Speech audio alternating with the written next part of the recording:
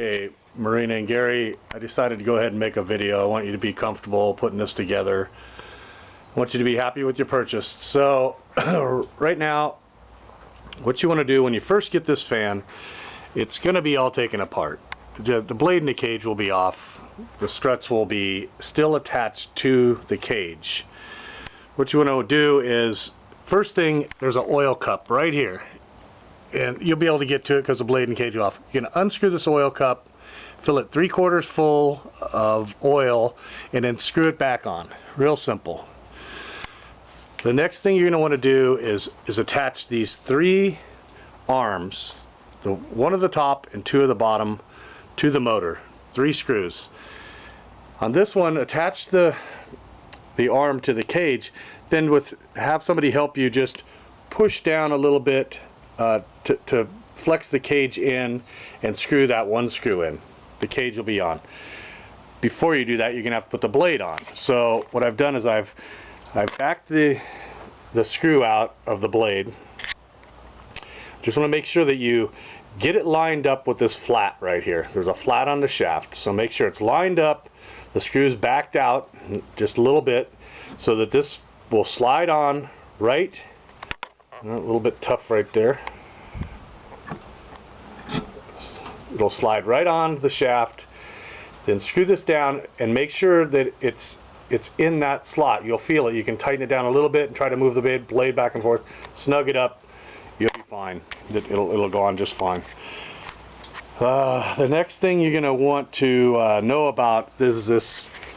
There's a plunger in the back. It's a little pin that pulls up and down. This plunges grease into the shaft on the back of the motor.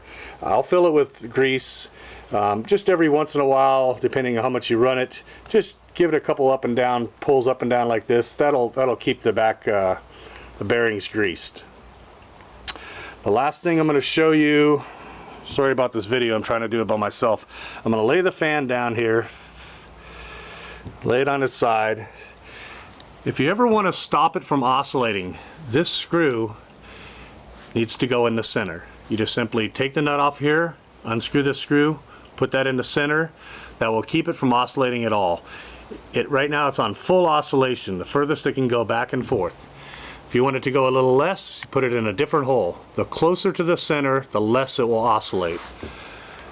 Okay, so just to go over it real quick again, pretty simple. Get those 3 struts on, the cage arms, get those 3 arms on, have somebody help you just push a little tension on the cage right there, get that screw in. Of course, before that, you're going to slide the blade on, make sure it's in that flat, tighten it up. Before you start the fan up, just spin the blade to make sure it's not hitting anywhere, then go ahead and fire it up.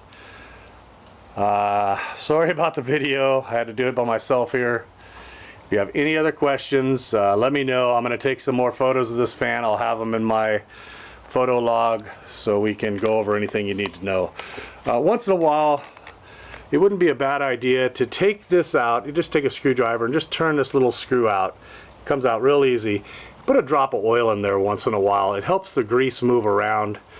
The most important thing on this fan is to keep it lubricated. So you want to check the oil in this front oil cup maybe every 3 to 4 months. Make sure it's got oil in it.